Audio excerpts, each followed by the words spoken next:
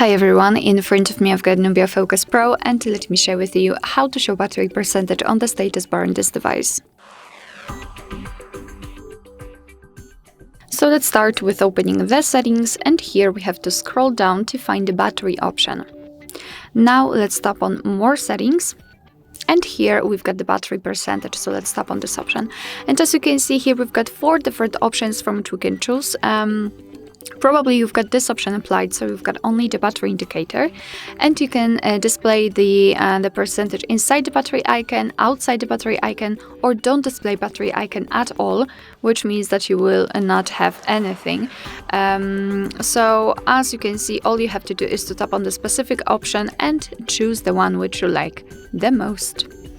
Alright, so that will be all. Thank you so much for watching. I hope that this video was helpful, and if it was, please hit the subscribe button and leave the thumbs up.